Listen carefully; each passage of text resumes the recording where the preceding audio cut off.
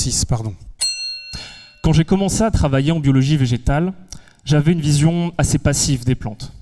Je les imaginais comme des organismes inertes, les racines vissées dans le sol à attendre la pluie et le soleil. Alors ça peut sembler extrêmement méprisant, mais à l'époque, je ne m'étais pas encore rendu compte d'à quel point les plantes étaient sociables. Parce que si on plonge quelques centimètres sous terre, les plantes, par leurs racines, ont en fait la capacité de communiquer avec un autre groupe d'êtres vivants, les bactéries. Alors, je vous sens perplexe, à raison, puisque finalement, comment communiquer quand on n'a pas de bouche pour produire de sons, ni d'oreilles pour les entendre?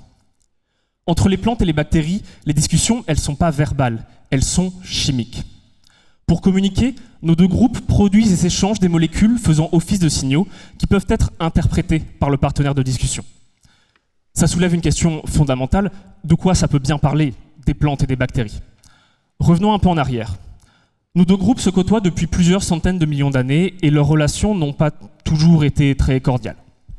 Dans une relation tendue, par exemple, plantes et bactéries s'envoient des molécules toxiques, comme des insultes. C'est une dispute si intense que l'un des deux interlocuteurs va en mourir. Bon, personnellement, dans mon travail de thèse, je m'intéresse surtout aux relations plus apaisées. Quand plantes et bactéries, au terme d'un dialogue bienveillant, en viennent finalement à coopérer. De cette nouvelle amitié, nos deux espèces vont chacune tirer des bénéfices, en particulier la plante, qui tend à montrer une résistance accrue aux maladies. C'est ce que j'étudie dans mon travail de thèse. Je m'intéresse aux conséquences bénéfiques de ce dialogue chez les végétaux. Pour ce faire, j'ai besoin d'un duo, optimalement bien soudé, composé d'une bactérie, Penthoea ananatis, et d'une plante, l'arabette.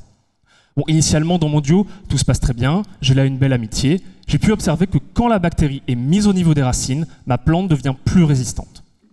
Mais alors, quid de leur discussion? Est-ce que ça bavarde tranquillement ou est-ce que ça négocie sec?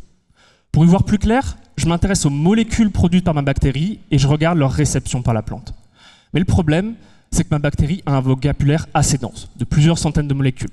Alors, pour aller à l'essentiel, aux prémices de ma relation, je vais regarder comment ma bactérie se présente à la plante. Et en l'occurrence, pour briser un peu la glace, ma bactérie produit des glycolipides. Donc finalement, pour savoir si ces molécules soudent mon duo, je me penche sur la plante. J'ai pu observer qu'au contact de ces molécules, elle met en place une espèce de long monologue interne ultra motivant qui peut booster sa résistance aux maladies. Alors c'est certain, après plusieurs années à côtoyer les plantes, le mépris a fait place à l'admiration. Moi qui les voyais taciturnes et réservées, les voilà en fait avec des capacités sociales assez dingues qui à certains égards peut-être surpassent les miennes. Bon, pour ça j'avoue, j'ai pas encore vraiment de réponse, mais c'est certain que les plantes ont encore beaucoup de leçons à me donner. Je peux encore prendre de la graine.